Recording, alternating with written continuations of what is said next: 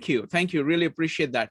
Folks, what we are going to do is I want to give a chance for people to speak. So what I'm going to do is that you can have 1 minute to talk about any impressions about this meetup, about the topic, and you can also put one question on the table.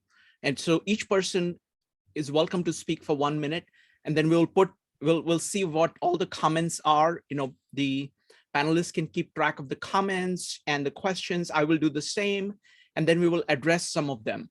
So this is, I'm inviting everybody, all the attendees to, if they would like, they're welcome to talk for 1 minute of what they got from these presentations so far, what you got from the chapter if you want.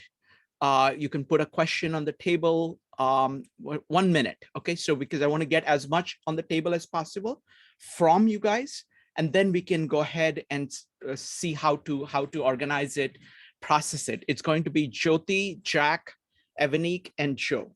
Jyoti. Firstly, excellent presentations.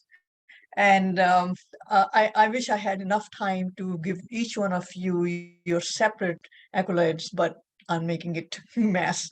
If I had read this book, if I had read this book for presentation, I would have probably picked up Maritza's and Joia's lines that you were impressed with. Very, very impressed with those lines.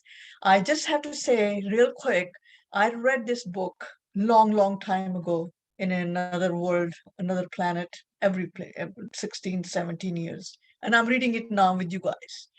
So I'm saying it was a very interesting book at that time. I still enjoyed it, but what I got from it was not what I'm getting it now. So thank you very much for this. And I had one more question, but I know I don't have the time, so I'll let it go. No, go ahead, Jyoti, put your question on the table. Okay. Take time for questions. Questions are the most important things. Okay. Maritza, you had said about nice, that a person can be nice all the time. I think the person can be nice all the time, unless if we can talk about it. It's a question, can the person be nice at all times, or cannot be nice all the times? Excellent question. Okay. Thank you. Thank you. Thank you, Jyoti. Next up is Jack, Houheneka, and Joe. Jack. Yeah, I had a question about hard work being presented as the ideal man, or versus potentially like an arc of hard work, or versus potentially something else that I'm not thinking about. And related to this question is this interaction between Peter Keating and Howard Roark in chapter 7. Specifically, let's see, he's so Howard Roark says, I'm not going to be doing any designing. Put me in engineering department, send me on inspections out in the field. Now, do you still want me? And then later on, he says, I'm selling myself. I'll play the game that way for the time being. So selling self kind of like shot out at me. I'm thinking, is this a betrayal of his own soul? And kind of like the introductory to the book, Ayn Rand, kind of tries to distinguish betrayal, right? Specifically as a part of a person's soul. Then later on, it's interesting because Peter Keating asks, like, can't you be human for once in your life? But essentially, he's kind of almost selling himself out, for this job. So he is kind of being human. So there's contradictory there. And then 2 other points. He says, in the book, Roark is described as being in front of the drafting table, wearing prescribed pearl gray smock like a prison's uniform on his body. So why work in a prison? And then also, he says later on in that same section, but he knew that this would not last. He had to wait. It was his only assignment to wait. What he felt didn't matter. It had to be done. He had to wait. So my question is, why did he need to wait, or wait for what? And then finally, there's a section of, he says, even though he wanted to throw them at Keating's face and resign, one thought stopped him, the thought that it was a building and that he had to save it. As others could not pass a drowning man without leaping into rescue.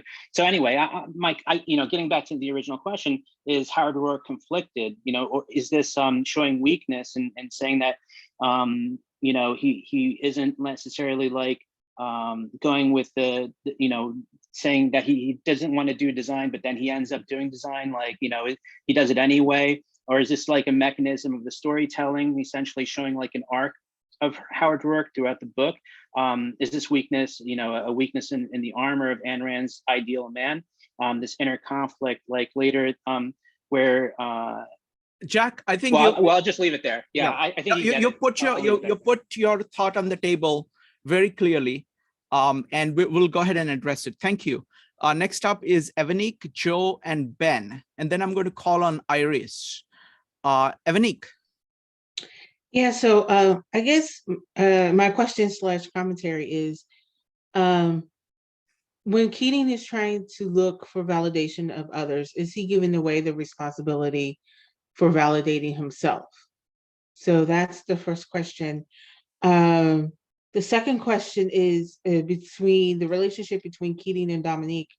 I see them as two sides of the same coin, and that both care what others think of them.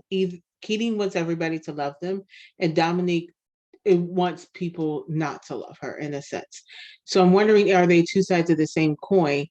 And so that's another question. And the final question is,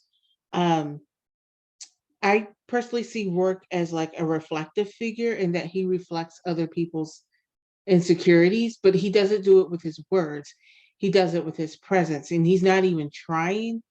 But I think why people are so uncomfortable around him is because they see the inadequacies in themselves, and that he knows who he is, he knows what he's about, and he points out to you, especially to Keating. That's why I think Keating gets so upset, is that he points out to Keating what is lacking in Keating. So he's kind of like a reflective figure, and I just wanted to know thoughts on that. Excellent question. So I'm going to take your first question and the third question regarding Keating and Dominique. I will wait on that as this story progresses, because I would recommend reading the whole thing, because then you can get a much better picture of Dominique. But the other two questions I will take. Next up is going to be Joe, followed by Ben, and then Iris. Joe.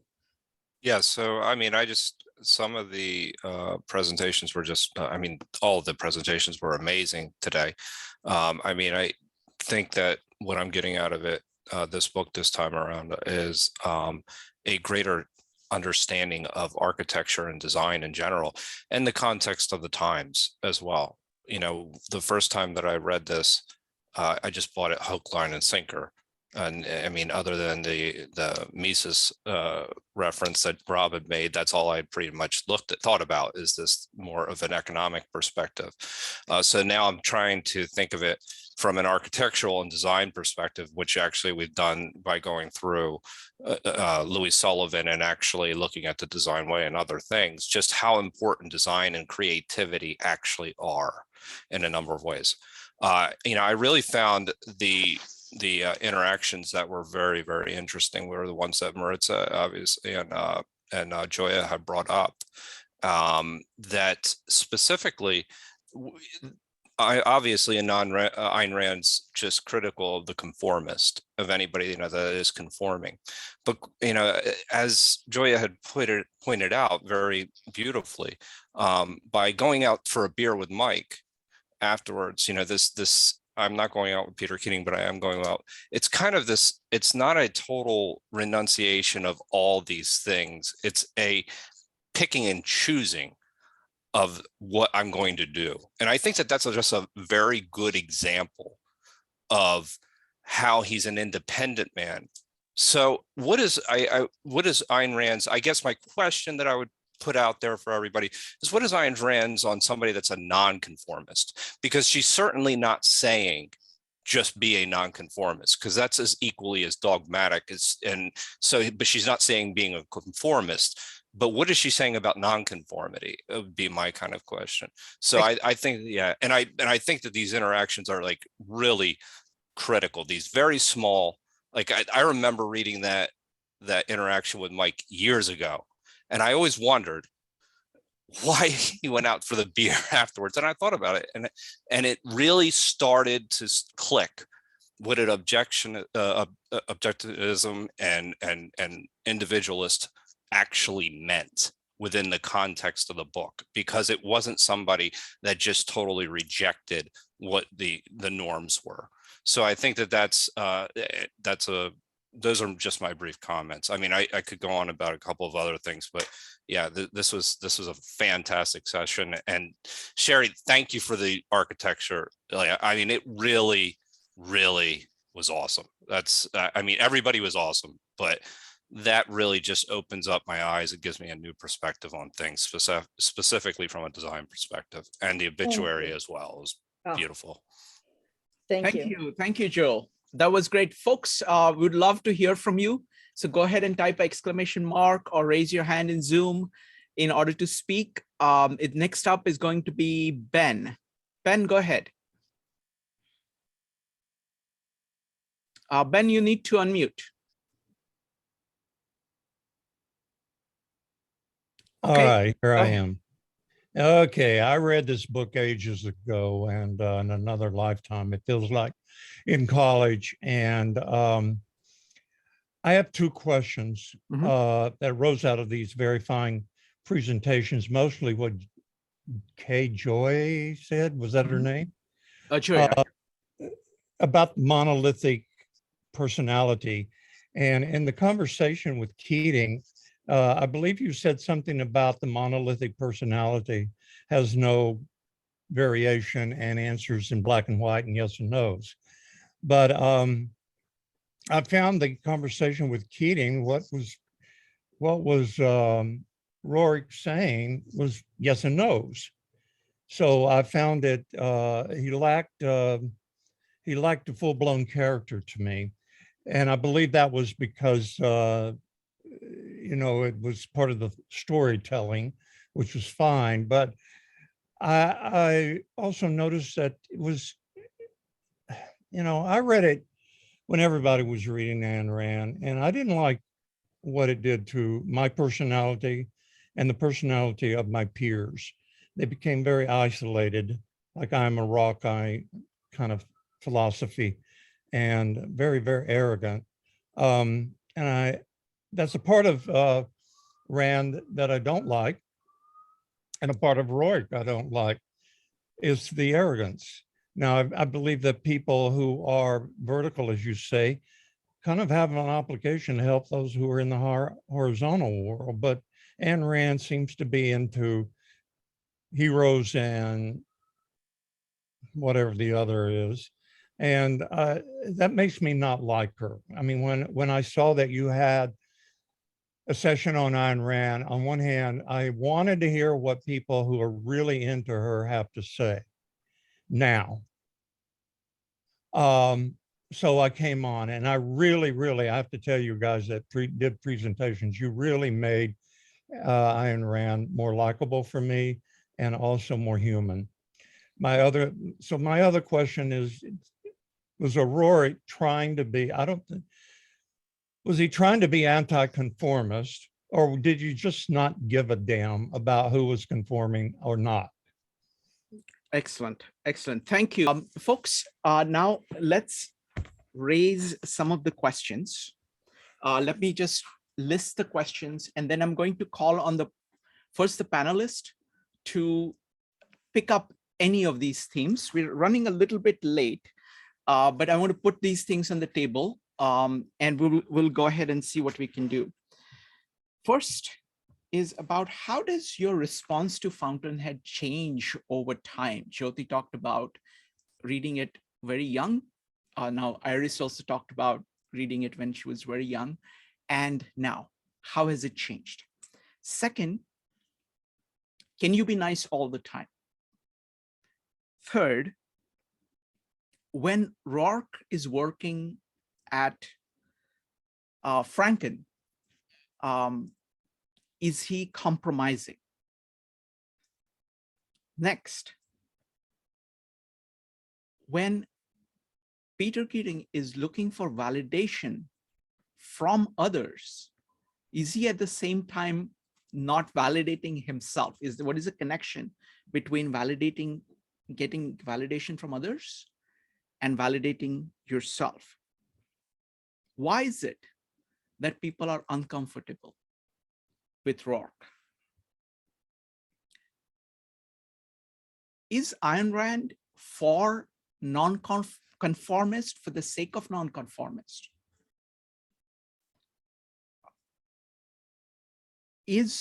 Does being like Roark lead you to be arrogant and isolated? These are the questions that I want to put on the table. So first I'm going to invite, these are the, like, if you want, I can read them up. I'm going to read them up in the opposite order. Now for the panelists, I'm inviting you to pick up anything that you want and talk about it, okay? And then I'm going to call on the participants to do the same, but I'm going to give the panelists the first chance to pick on any of these questions. So again, I will do it in the, I'll do it in the same order. The first, I'm going to name it, I'm going to number it, so it's easier for people. Response to Fountainhead over time, how does it change? Second, can you be always nice? 3, is Roark compromising? 4, is Peter refusing to validate himself?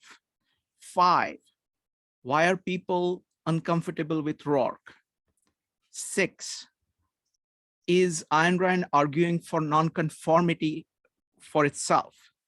And 7, is Howard Roark and Ayn Rand promoting arrogance and isolation? Those are the 7 questions. So go ahead and you can, first I'm going to get a chance to the panelist. Who would like to go first? Maritza, go. All right, so 1 yes and 6 no's. All right, just a few more words than that. So how does this change, or does your view change? Yes, I read Ayn Rand for the very first time in my teens. For me, it was entirely opposite from what Iris just described. You know, I grew up in a house where nobody could probably consider objectivity if their life depended upon it. You know, I come from a very chaperoned, very objective and emotional culture. And I was pretty much born somebody who tends to take a step back in most things. So when I first read the book, I did not know anything about the author. I didn't know there was a philosophy. I read it as, honestly, I bought it at some secondhand place, probably even without a cover. So first time I read it as fiction, and it struck me as so like, oh gosh, this is me a little bit. Like I saw myself in some of these characters in a way that gave me a hope that I didn't know I needed. As I've gotten older, it's funny. So I can review the book with more objectivity than I ever did the first time I read it. The first time I read it was purely emotional. And I'm going to leave that there. I'm sure we'll have time to get more into that. The question on, can we be nice all the time? My answer is a very, very firm no. No, if I could yell it, I would say it. No. Anyone who is being nice all the time is lying to themselves or lying to others. I've said that 1,000 times. I stand by it. It's not possible. We can't. To be nice means that you are doing something for someone else. We should not be only ever doing things for others. It's not sustainable. If you're attempting to do so, you're lying. You're lying somewhere along the line. So I really don't think that anyone can truly be nice all the time. Let's see, the idea of, is Howard Roark compromising? I believe he is, and I believe that's okay, because that there shows the human side of the ideal that we're being presented in a way that almost nothing else does. Ultimately, I find that Ayn Rand's sense of the ideal doesn't touch upon enough emotional aspects for us to embrace it as a full philosophy of life. But this here, to me, is one of the aspects that where she does. You know, he does have to compromise because he has to eat. In order to eat, he has to work. He lives in a world that's not a bubble. So he has to do things that just the average human being must do. And he considers himself to be selling himself because he has one goal. His goal is to be architect, but he knows he cannot get there. Despite how independent he is, he does still rely on the interactions with his society, which that's an aspect I'm hoping we can get more into as we go along.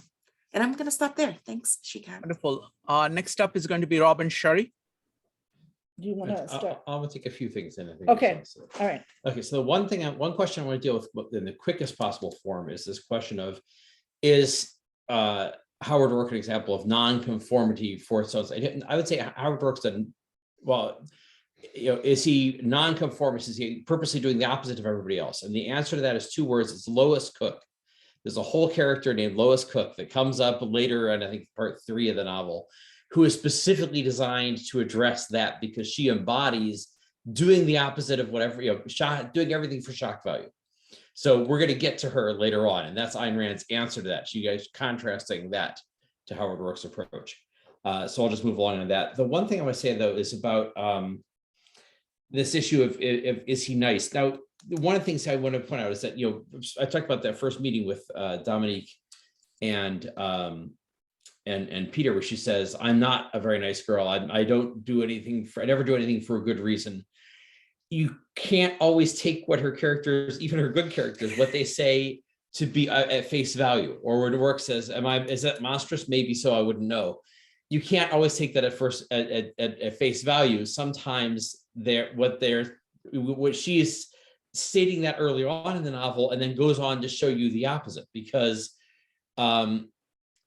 what Roark is, Roark's approach is actually kinder to Peter Keating than a lot of other things could have been. Mm-hmm. So, you know, if he were to be kind to Peter in the sense of sort of telling him what he wants to hear, well, Peter Keating is you know, he is the master of living in a world where everybody tells each other what they want to hear, and they're all miserable.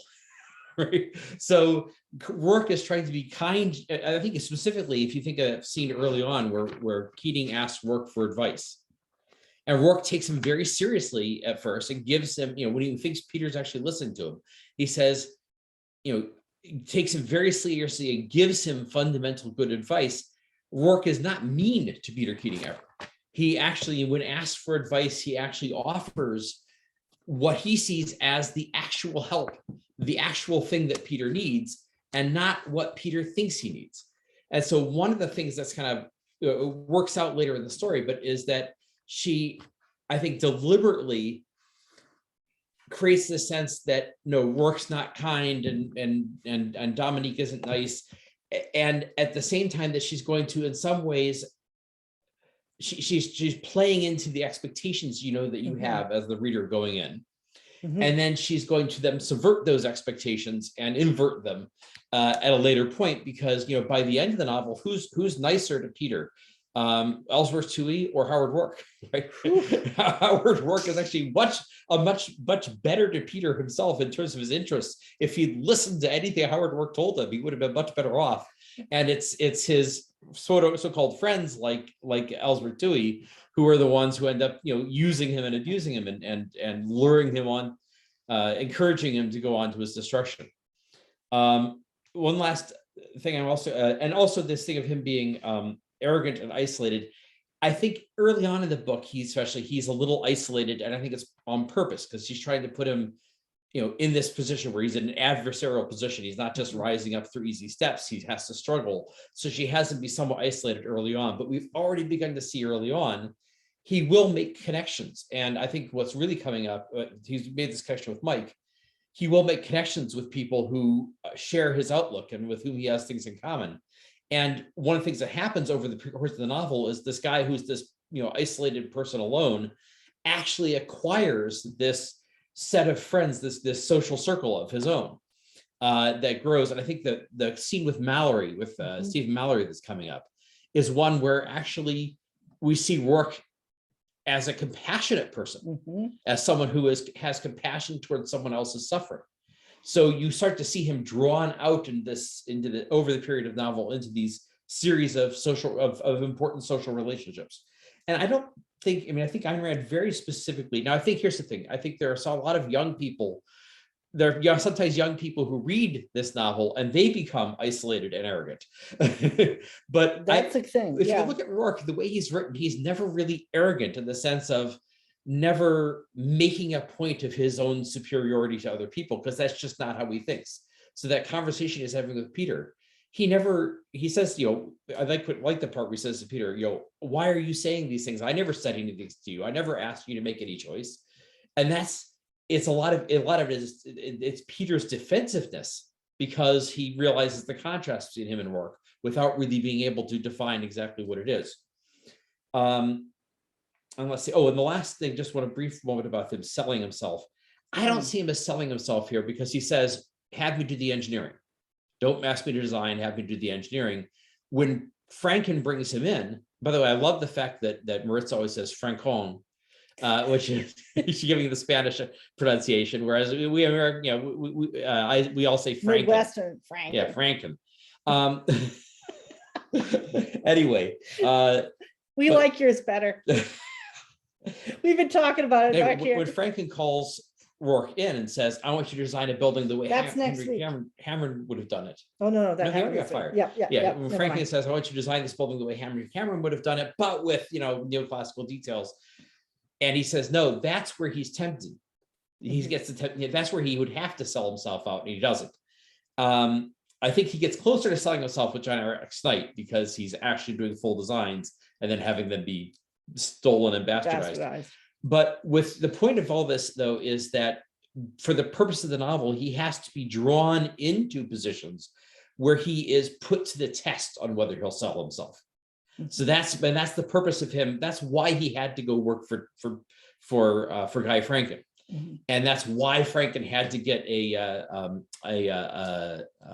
commission a Cameron fan coming in to give a commission, is because no Cameron fan would normally go to Guy Franken, right? But it's sort of like Victor Hugo style, where when he finds a character who has loyalty to a value, he says, okay, now let me put this person through a rigorous series of tests. And it's way harsher than anything Ayn Rand throws out. Let me put this person through a whole series of increasingly harsh tests of their loyalty to their values. So that's what she's doing literally. She has to draw him into positions where he gets close to selling himself, where he's asked to, where pressure is put on him, so that he can, continue to navigate his way out of that. So I don't see him selling himself out when he goes to work there. Yeah, I agree with Rob about that. I don't see Roark selling himself out. I love the fact that the costume, the smock he's asked to wear is gray. I love that little detail.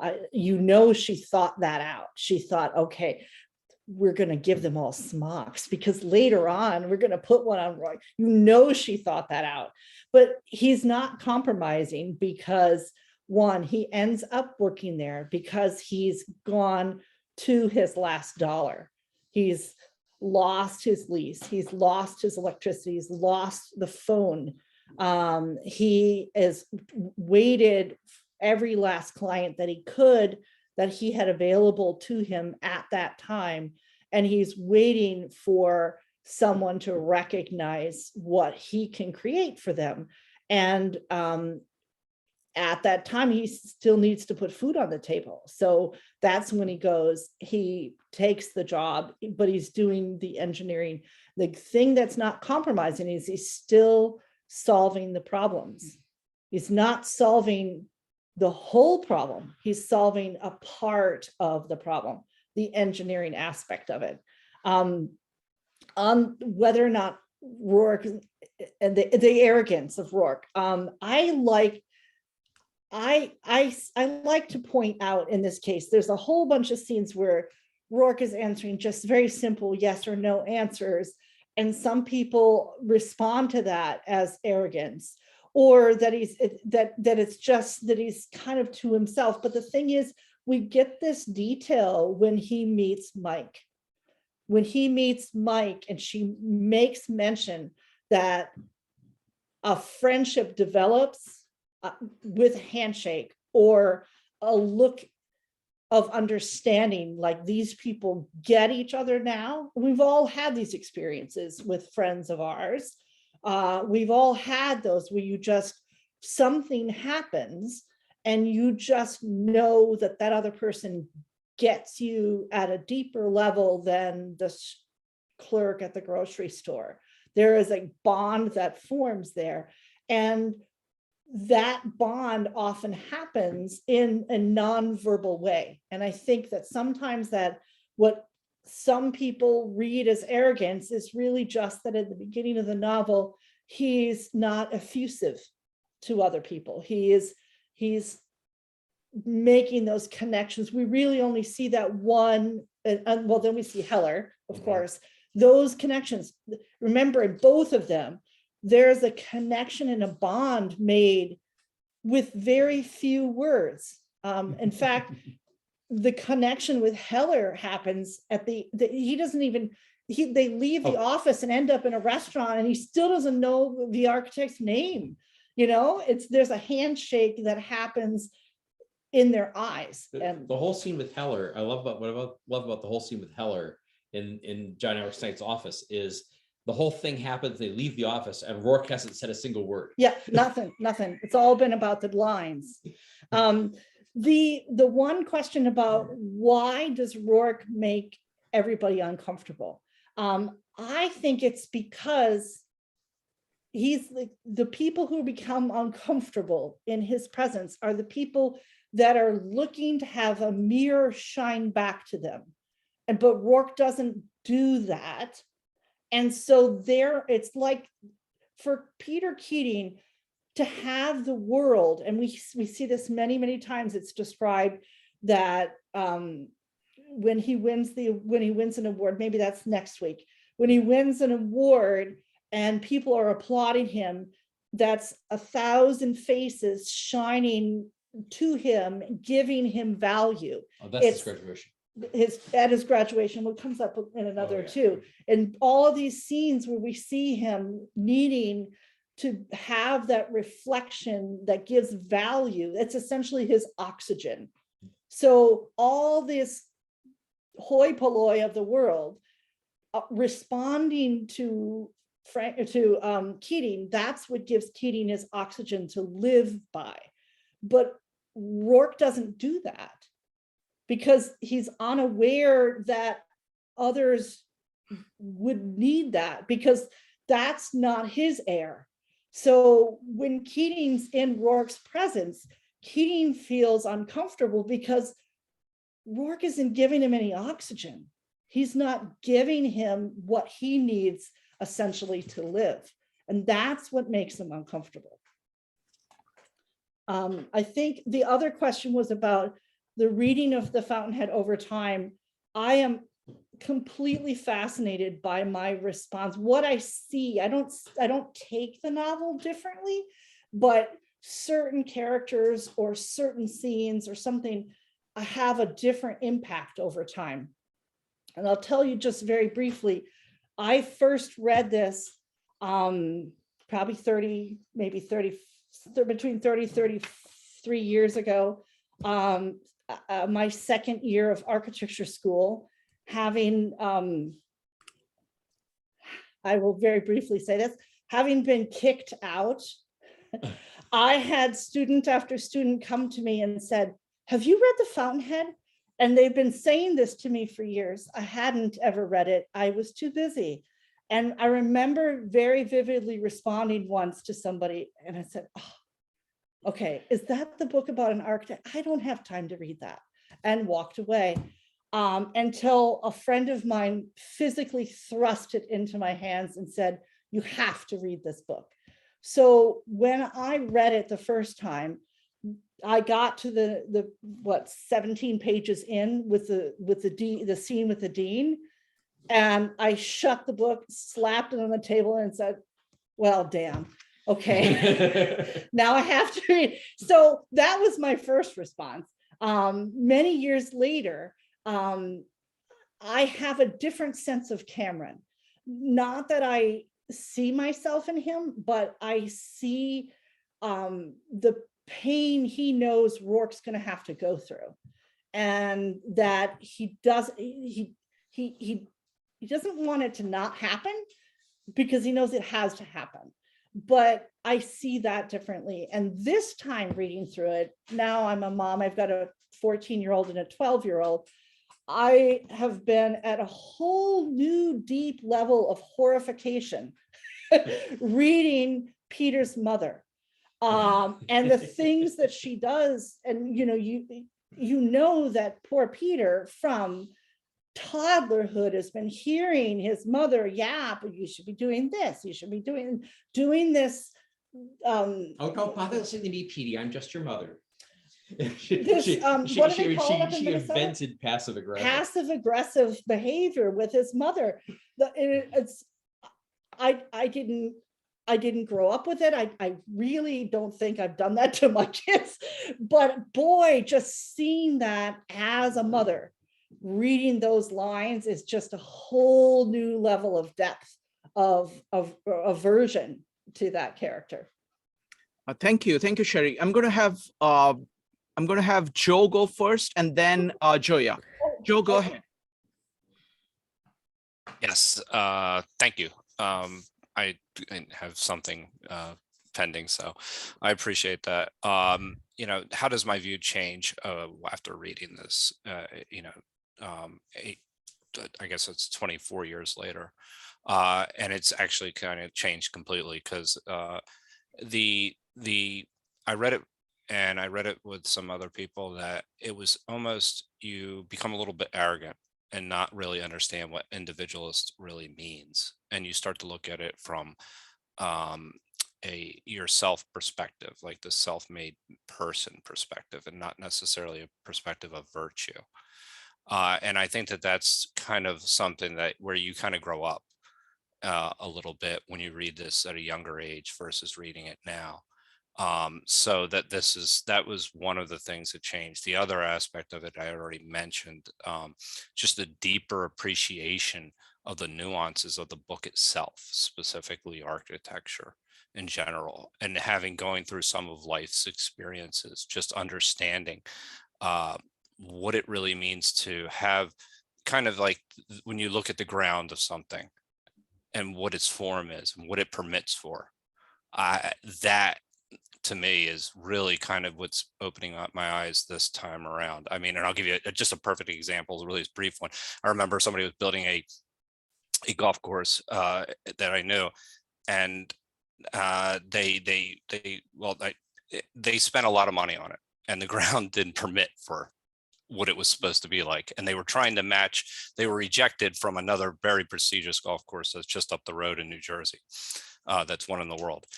And it's the reason why that golf course was number one in the world was because it was actually the way the ground permitted. And what I'm saying is this architecture and design and understanding what the ground permits for and understanding the usefulness of design has just it changes the whole book.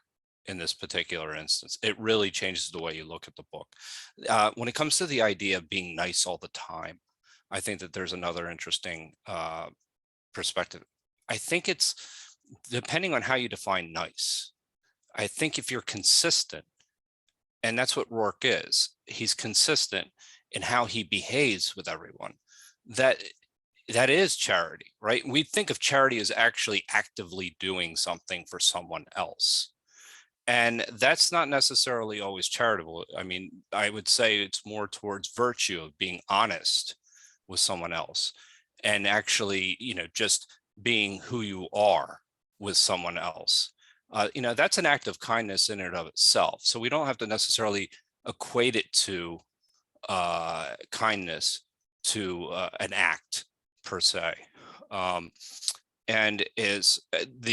thank you, Rob, for the lowest cook, I mean, because that is the answer to the question that I posed. And then just one really last quick thing. Why does he make people uncomfortable? It's because people are uncomfortable with themselves. I mean, so he's comfortable with himself. And you kind of have this, this feeling where you have somebody that's, that nothing bothers him, nothing phases him. And so that makes people a little bit uncomfortable as to why, because they're not necessarily, Peter is not comfortable with himself. That's why he's not comfortable with Peter. So, I mean, Roark. I mean, so I think that's the most important thing with that particular instance. Anyway, Thank you. Thank you. And I appreciate everybody's presentation today. It was really, really fantastic. Wonderful. Thank you. Thank you, Joe. Next up is Joia. So I wanted to start by picking up again on this idea of, is Roark selling out? And I agree with the other panelists. I don't think he is, but I think there is a really interesting question of what's going on here and why he's making the choices he is. And so we all know Roark wants to be an architect. So a question would be like, why doesn't he just drop out of Stanton and go and become an architect? Like, he has to find clients, but why doesn't he just go do that? And we have this sense, well, he can't do that yet because there's still something he has to learn. And that's even why he goes to Cameron in the first place. And Cameron even seems to, agree with this when he's looking through Roark sketches, that there's still something that Roark needs to learn. And then once Cameron goes out of business, we still get the sense that there's still something that Roark has to learn, that he has to work on actual problems. And that's why he's even getting value from working on the engineering in some of these other architectural firms, is because there's still something he has to learn. But there is a real question of, like, when are you ready to make that leap? And it's going to be what we're going to see is going to happen in the next couple chapters. But I actually don't think that the question is ever really answered clearly. Like, what is it that suddenly makes Roark ready to become an architect and put his shingle out there? I mean, part of it is going to be that he does get a client, and that perhaps suggests something. And maybe that is the answer. When somebody is willing to pay for you for your work, like, okay, like, you can be an entrepreneur and go out and do that. But we're going to see that even once he makes that step, there's this sense of, and we're going to kind of spoil the book a little bit here. We're going to see that he's not really able to keep that firm going, and he's going to have to start looking for different work, but that he's not in the same place where he's going to have to go back still and work at other architectural firms. He's going to try just a completely different line of work, where we see he's not at that point yet. But I think it is a really fascinating question. Like, what is the thing that finally makes Roark able to go out and become an architect? And that even kind of answers maybe one of the ways the book has impacted me, because that's a question that's where I am here in my own life, making a pivot to a new entrepreneurial venture in my own life, and kind of asking the same question of, like, well, when are you ready to actually, go out there and put up your shingle and say that you are ready and you have enough of the skills, and that, there's obviously always more that you can learn, but that you've learned enough that you can actually become a professional in the field. But I think it's an interesting question. To the question of, can you always be nice? I think Joe is right that it really might depend on the definition of nice. And so I'm going to be really interested to hear from Maritza, perhaps as we go further, exactly what she means by nice. But Ayn Rand seems to have her own answer, maybe not about nice, but Ayn Rand seems to think that you can at least always be courteous. That's one of the words that she uses in, I had read from The Art of Fiction, and that's one of the words that she uses about Roark here. And it even struck me because that's always the word that we use here in 52 Living Ideas, that you can disagree with anyone, but please be courteous. So I would say at least Ayn Rand, and at least here in 52 Living Ideas, we agree that you can always be courteous. And maybe there's a difference between being courteous and nice. But one of the things Ayn Rand points out about Roark and Keating is that Roark is always courteous with Keating, but his answers will change depending on the response that he's getting from Keating. So even in the opening scene that Rob was talking about, that we had talked about last time, where you could see that Roark was opening up more, and you could say maybe being more nice or being more open, when Keating himself was perhaps talking more about architecture, or acknowledging that he knew Roark had something of value to share with helping him out with his plans and his buildings. So maybe that's even a question, maybe a way to think about it, maybe, courteous versus nice. And I think that even then gets into this question of, is Roark just a nonconformist, or what does that mean? And I think Rob is right that we're going to get into more detail of that when we meet the character of Lois Cook.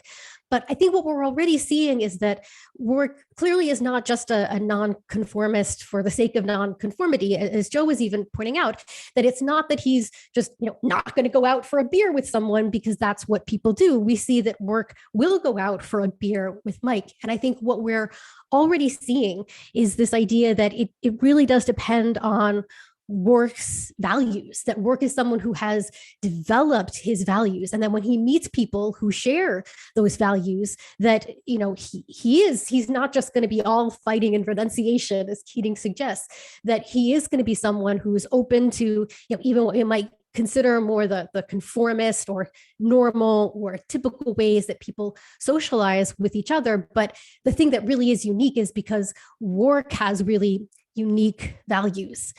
And then about this question of arrogance, I love what I think the other panelists have been saying. What I've pulled out of it is not so much that it's Roark who is arrogant himself, but that it's how other people are viewing Roark. Arrogance is a term that other people are giving to Roark based on the way that Roark is making them feel.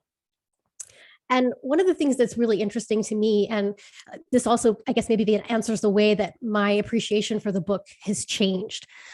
And it also gets to this question too of like Roark being a monolith. One of the things that really helped me have a deeper appreciation for this book was after I had read Louis Sullivan's autobiography of an idea for the first time. Because definitely one of the things for me when I read this book for the first time, you don't really see like how Roark became Roark. And definitely when I read the book for the first time, you just see it's like, Roark, he's presented in his full form and glory on the top of the rock. And he is a kind of monolith. He has all of his ideals already there and in place. And, on a quicker, superficial reading, you could just kind of say, oh, like Roark is Roark. And so he's just doing, whatever Roark does. And so the way to be like Roark is whatever you like, just keep doing that. Like, just you as being you, without this question of, like Joe put it, in terms of thinking about it more in terms of virtue. And Roark is someone who has ideals. Roark is someone who has a sense of what is virtuous. But in the book, we don't ever really see the process of how he came to those ideals and how he came to his understanding of what virtue is. And so one of the things that I certainly got from Sullivan, because we actually go through Sullivan's life from young childhood to see how he actually developed all of his ideals, which are very similar to Roark's ideals here. That even helped me appreciate that it really isn't so much arrogance, but just someone who's gone through a whole process of knowing who he is and why he likes what he likes, and the whole rationale and the whole philosophy behind that. And then once you have that, perhaps other people do see you as being arrogant and do see you as being a monolith. But I certainly don't think that's how, and a Roark and a Sullivan would have always been self-confident because they had their reasons for what they believed. But I don't think it is quite arrogance. So that's what I wanted to share. Thank you. Thank you, Joia. So I'll try to answer all these questions using my vertical and horizontal grid here, okay? Firstly, I want to say about impact over time. One thing I've noticed about people who like Ayn Rand, many people actually have a vertical axis before they come to Ayn Rand. And then it just kind of speaks to that. And there are people who come to Ayn Rand without having a vertical axis. And Ayn Rand cannot give you, nobody can give you vertical axis because that has to come from within you. And they never have that. And I think that explains a lot about this arrogance. Because what happens is that there are many people who are actually Peter Keatings, who are only interested in impressing other people. They have this kind of counterfeit vertical axis. This is a counterfeit individualism of trying to, and they use that as a chip in social interaction to say that I'm better than you because I'm like this. I think a person who has a genuine interest, because the vertical axis is simply saying that I'm trying to live my life. I'm going to try to understand the world as best as I can, and I'm going to act on that. And there's just, and that's the primary axis. And what other people do, and it does produce discomfort in people who are just on the ground axis, and people who are arrogant and try to isolate themselves use the effect of the vertical axis on others to pretend to have it so that they produce this effect on other people. So it's kind of like two-level thing that's going on. When it comes to, so that's uncomfortable. I think that a nice and not nice point, I think there is a lot of things going on there. I think it's a question of just, are you on the vertical axis or not? And vertical axis means, in the Ayn Rand sense, it's the center and the periphery is connected. So there is this loop going on continuously where you're trying to transform function into form. And that's always, you're trying to make that happen all the time. The effect on other people depends on context. Some people are only in the horizontal axis. They're not going to think what you're doing is nice. The same thing will be thought of other people as being nice. So there's all kinds of stuff going on. In terms of validation, yes, validation is all about having the, self-validation is only about having the vertical axis. So Peter Keating is seeking validation from other people because he doesn't have any kind of validation from within himself because he doesn't have a vertical axis. Let me see. I think I've covered everything. Non-conformist is simply, non-conformist for the sake of non-conformist is somebody who is a counterfeit individualist. So they're pretending to have a vertical axis, which they don't have. I think Iris has something and then Sherri has something. Iris, if you could unmute yourself. Okay. When the idea of nice came up, I thought, well, I'm a nice person. And then I recoiled from that immediately. I'm just. And it's the justice that some people see as nice and some people see as arrogant and make some people uncomfortable. Let's see. And I see no difference between Roark working for different architectural firms than working at the quarry. Just something I had to do. And as far as seeing the book differently over the 63 years I've been reading it, not really. I mean, I matured, but it's very much the same book to me. I find certain words or phrase or sentence that, I'd fall in love with, but it's not very different. Thank you. Wonderful. Thank you. Thank you, Iris. Sherri. Yeah, this whole discussion of nice, I think like several panelists have already discussed this about what's the definition of it. I think it boils down to benevolence for other humans, whether you have that. I think that's maybe what people are trying to get to. And that's a whole big topic, but I wanted to let you all know that one sense of my benevolence towards the rest of you is I have already spared you the very first ad for Books by the Foot. Thank you, Sherri. Thank you, Sherri. It's begun. Yes, but I disagree with you. I think your act of the maximum benevolence today was you reading out that obituary. I think that you did amazing things. Folks, so we're wrapping up. I want to tell you, I want to invite you to actually read, if you have not already read it, just read the whole thing, because we are not holding back on spoilers, because that's one of the primary value of this conversation, that this is amongst people who've been studying this book for a long time and being able to see connections between all the sections of the book, all the characters, is one of the great values. And I'm going to plan, I have a presentation that's like the mother of all spoilers, okay? I don't know whether I'm going to do it next time or not. That kind of depends on other things. It's basically comparing Beethoven's Fifth Symphony and the four movements of the Beethoven's Fifth Symphony to these four parts, okay? It's a very detailed presentation, and that's really the mother of all spoilers, because it involves all characters, all points within the thing. So I don't know whether I'm going to do it next time or the one after that, but so please go ahead and read the whole thing. you'll get more out of it. And folks, this discussion is so incredible. Sherri, I just love what you're doing. Just great. Maritza, I mean, the number of points you brought up were incredible. I think Joia always brings up, the literary angle, which is great, and Rob starts us off with philosophical things. So it's just wonderful. I'm sorry I missed Rupali today, but she'll be back with us next time. All right, folks, see you soon. Bye. Bye. Thank Bye. you.